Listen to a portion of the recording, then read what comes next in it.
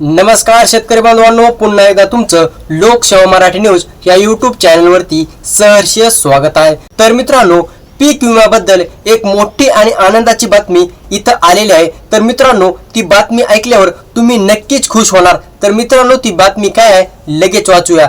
तर मित्रांनो, अक्षरशः बीड, लातूर आणि धाराशिव ह्या जिल्ह्यातील शेतकऱ्यांना अखेर केंद्र सरकारनं पीक विमा मंजूर केलेला आहे। शेतकरी मित्रांनो, राज्य सरकारने हस्तक्षेप केल्यानंतर बीड, धाराशिव आणि लातूर ह्या जिल्ह्यातील शेतकऱ्यांना खरीप 2025 चा पीक विमा आता 100% नक्की भेटणार आहे। शेतकरी मित्रांनो, ह्या संदर्भात त्यांनी जीआर आणि तारीख देखील ह्या ठिकाणी सांगितलेली आहे मित्रांनो।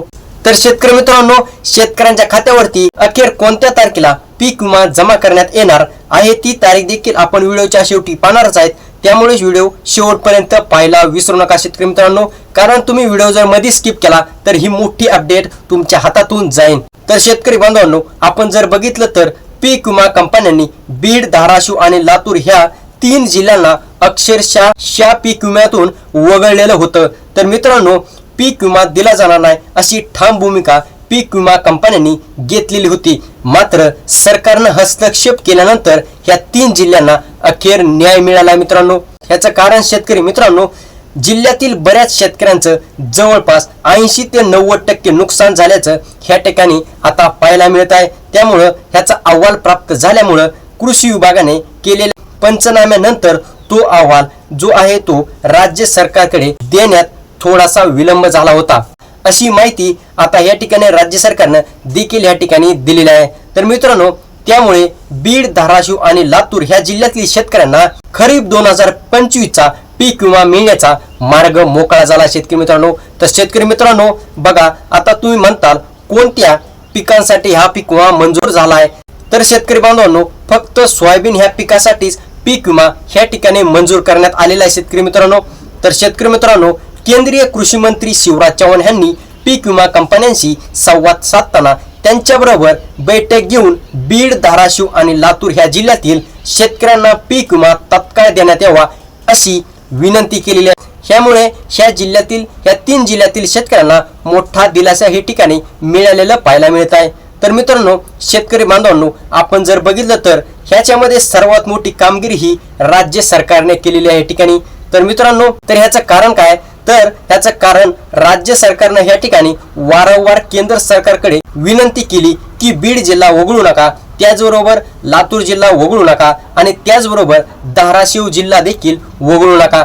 मात्र पीक विमा कंपन्यांनी तांत्रिक आक्षेप करत ह्या 3 जिल्ह्यांना पीक विमामधून वगळलं होतं। मात्र आता ह्या 3 जिल्ह्यातील शेतकऱ्यांना मोठा दिलासा मिळाला आहे मित्रांनो।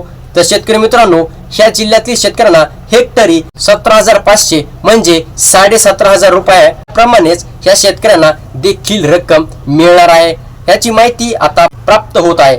तर शेतकरी मित्रांनो, तुम्हाला नक्कीच प्रश्न पडला असेल की पीक विमा अखेर कोणत्या तारखेला मिळणार आहे। तर मित्रांनो, मी आता जरासाही विलंब लावणार नाही, तर पीक विमा कधी वितरित होणार त्याची मी तारीख ह्या ठिकाणी सांगत आहे। तर मित्रांनो, ही तारीख लक्षपूर्वक ऐका। तर मित्रांनो, मी आता तुम्हाला तारीख सांगतो। तर मित्रांनो, शेतकरी बांधवांनो, येणाऱ्या 5 जून 2026 ह्या तारखेला पीक विमा तुमच्या खात्यावरती नक्की म्हणजे 100% खात्रीनुसार जमा होणार आहे शेतकरी मित्रांनो। तर मित्रांनो, ह्यामध्ये धाराशिव, लातूर आणि बीड ह्या 3 जिल्ह्यांचा खरीप 2025 चा सोयाबीन ह्या पिकाचा पीक विमा मिळणार आहे।